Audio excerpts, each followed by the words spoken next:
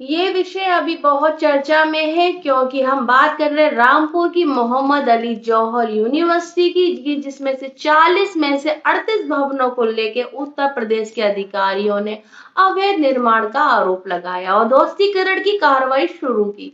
बाद में इस पर कानूनी चुनौती और अंतिम राहत भी मिली, इसलिए मामला अभी न्यायिक और प्रशासनिक प्रक्रिया में है। अब बात करते हैं कि जो जौहर यूनिवर्सिटी है उस पर इतना वायलेंस क्यों बना हुआ है, ये इतनी चर्चा में क्यों है, आखिर क्या वजह है। आप मेरे साथ पूरा विस्तार से सुनिए और जुड़े रहिए। बात कर रहे हैं हम जौहर यूनिवर्सिटी की कि क्या है इसका पूरा जो नाम है, वो है मोहम्मद अली जौहर यूनिवर्सिटी। ये रामपुर के उत्तर प्रदेश में है और इसकी जो स्थापना हुई है वो 2006 में उत्तर प्रदेश विधानमंडल के अधिनियम से निजी विश्वविद्यालय के रूप में हुई। बाद में इसे यूजी से मान्यता और अल्पसंख्यक शिक्षण संस्थान का दर्जा भी मिला। अब बात करते हैं कि जो मोहम्मद अली जौहर यूनिवर्सिटी है, आखिर ये नाम पड़ा मोहम्मद अली जौहर कौन थे। ये है स्वतंत्रता सेनानी, खिलाफत आंदोलन के प्रमुख नेताओं में से एक। महात्मा गांधी के साथ असहयोग आंदोलन में सक्रिय भूमिका भी निभाई, अंग्रेजों के विरुद्ध भारत की स्वतंत्रता के लिए संघर्ष भी किया। इस विद्यालय का नाम उनके सम्मान में रखा गया, मोहम्मद अली जौहर यूनिवर्सिटी, जो कि बहुत ज्यादा विख्यात है। आखिर इसको किसने बनाया, तो बात करते हैं समाजवादी पार्टी के वरिष्ठ नेता मोहम्मद आजम खान ने, जिन्होंने मोहम्मद अली जौहर ट्रस्ट के माध्यम से इसकी स्थापना की। उनका उद्देश्य रामपुर और आसपास के क्षेत्रों में उच्च शिक्षा उपलब्ध कराना, उन्होंने ऐसा बताया है। अब बात करते हैं कि विवाद कब शुरू हुआ। यहाँ दो अलग अलग पहलू हैं। फर्स्ट, भूमि अधिग्रहण। वर्षों से आरोप लगते रहे हैं कि यूनिवर्सिटी के लिए जो कुछ भी भूमि अधिग्रहण में अनियमितताएं हुई हैं। इन मामलों में कई एफआईआर भी हुई है और मुकदमे दर्ज भी हुए। दूसरी ओर यूनिवर्सिटी और उनके जो समर्थक हैं, उन्होंने कई आरोपों को राजनीतिक कार्रवाई बताया।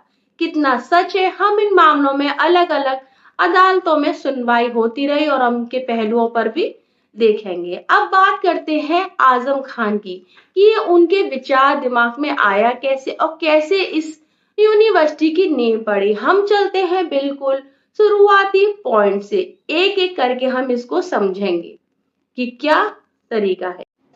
2004 पहला विचार जो आजम खान ने रामपुर में एक उर्दू विश्वविद्यालय बनाने का विचार रखा। शुरू में से सरकारी यूनिवर्सिटी बनाने का प्रस्ताव था, कुछ कारणों से ये प्रस्ताव आगे नहीं बढ़ सका। 2006 निजी विश्वविद्यालय की शुरुआत हुई। मोहम्मद अली जौहर ट्रस्ट के माध्यम से विश्वविद्यालय की स्थापना की गई। उसी वर्ष इसकी आधारशिला भी रखी गई। 2007 और 2011 इसी दौरान परिसर का विकास जारी रहा। पहले इंजीनियरिंग कॉलेज आदि शुरू हुए, कैंपस का भी विस्तार हुआ। फिर 2012 सबसे बड़ा मोड़, उत्तर प्रदेश सरकार ने इसे पूर्ण निजी विश्वविद्यालय के रूप में कार्य शुरू करने की अनुमति दी। एडमिशन स्टार्ट हो गए। सितंबर 2012 औपचारिक उद्घाटन हुआ।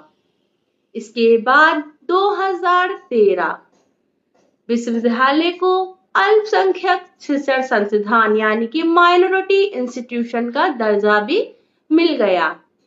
2017 के बाद विवाद, यहीं से कानूनी विवाद तेज हुआ। सरकार का आरोप है कि विश्वविद्यालय के लिए कुछ भूमि के अधिग्रहण में अनियमितताएं हुई हैं। कई एफआईआर दर्ज हुई, कुछ जमीन सरकारी किसानों की होने के आरोप भी लगे। ट्रस्ट और आजम खान के विरुद्ध कई मामले भी दर्ज हुए। अब विश्वविद्यालय का पक्ष क्या बोलता है? इन मामलों को राजनीतिक कार्रवाई बताया गया। अलग अलग मामलों में अदालतों में चुनौती दी गई।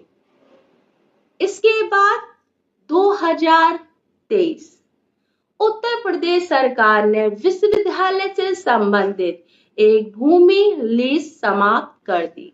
सरकार का कहना था कि लीज की शर्तों का उल्लंघन हुआ है।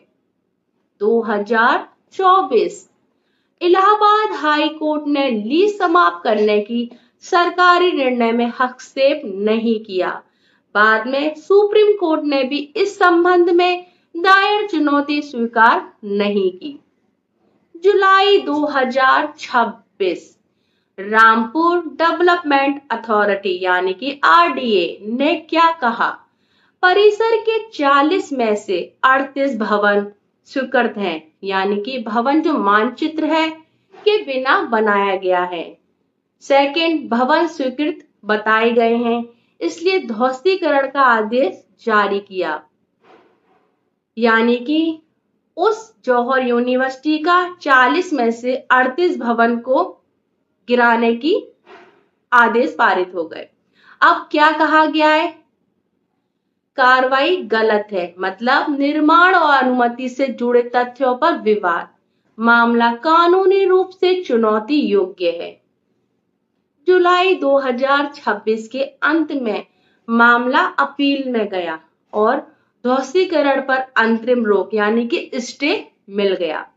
ध्यान दीजिए, मतलब विश्वविद्यालय का जो अंतिम रूप से जीत गया, ये सरकार हार गई, इसका अर्थ निर्णय आने तक ध्वस्तीकरण रोक दिया गया है। बात करना चाहेंगे कि जब ये बिल्डिंग बन रही थी उस समय आरडीए का अधिकार क्षेत्र लागू था। क्या उस समय स्वीकृत मानचित्र यानी कि बिल्डिंग प्लान लिया गया था? यदि अनुमति नहीं तो उस समय संबंधित अधिकारियों ने निर्माण क्यों नहीं रोका? यदि निर्माण वर्षों पहले हुआ था तो कार्रवाई इतने वर्षों बाद क्यों हुई? क्या नोटिस, सुनवाई और अपील की पूरी प्रक्रिया का पालन किया गया? इन सवालों के उत्तर अदालत में उपलब्ध रिकॉर्ड और दस्तावेजों से तय होंगे, ना कि केवल किसी एक पक्ष के दावे से। अगर आप चाहते हैं कि हम इसके आगे की वीडियो जारी रखें, इसी तरह के लेकर आए आपके सामने आसान भाषा में, तो हमारे चैनल को सब्सक्राइब कीजिए, लाइक कीजिए और शेयर कीजिए। जो भवन निर्माण विवाद है 2026 यानी कि जुलाई 2026 में रामपुर विकास प्राधिकरण ने कहा कि 40 में से केवल 2 भवनों के पास आवश्यक स्वीकृतियां हैं और 38 भवन नियमों के अनुरूप नहीं है। विश्वविद्यालय का कहना है कि जब भवन बने तब वे क्षेत्र प्राधिकरण के अधिकार क्षेत्र में नहीं था, इसलिए वर्तमान अनुमति की शर्तें लागू नहीं होती हैं। यही विवाद अदालत में चुनौती का विषय बन गया। अब कानूनी स्थिति और भारतीय कानून के अनुसार यदि किसी निर्माण में विकास प्राधिकरण या भवन नियमों का उल्लंघन पाया जाता है तो नोटिस, जवाब और आवश्यक होने पर ध्वस्तीकरण जैसी कार्रवाई की जा सकती है, लेकिन किसी भी पक्ष को अपना पक्ष रखने और अदालत में चुनौती देने का अधिकार भी है। अंतिम फैसला न्याय के निर्णय पर निर्भर करता है। जैसे कि अगर हम इसको इस्लामी दृष्टिकोण से देखें, यदि किसी शैक्षिक संस्थान की स्थापना की जाती है तो इस्लाम में शिक्षा का बहुत ज्यादा महत्व है। इस्लाम के अलावा और भी धर्मों में शिक्षा का बहुत महत्व है। कुरान की पहली वाक़या है, इकरा बिस्मी रब्बिकल लज़ी खलक, पढ़ो अपने रब उस रब के नाम से जिसने तुम्हें पैदा किया, सूरह अल अलक। साथ ही इस्लाम में ये भी सिखाया जाता है कि किसी की संपत्ति पर अन्याय ना किया जाए, अमानत और अधिकारों का पालन किया जाए, कानून का सम्मान किया जाए, यदि विवाद हो तो न्याय के साथ निर्णय किया जाए। कुरान में अल्लाह न्याय और अमानतें और उनके हकदार द्वारा पहुंचाने का आदेश भी देता है। आज विवाद क्यों बढ़ा? हम इससे बात करते हैं कि जो विवाद बढ़ा है वो ध्वस्तीकरण नोटिस, लगभग 3000 छात्रों के भविष्य को लेकर चिंता, राजनीतिक दलों के आरोप प्रत्यारोप, मामला अदालत में होने के कारण राष्ट्रीय स्तर पर चर्चा का विषय बन गया।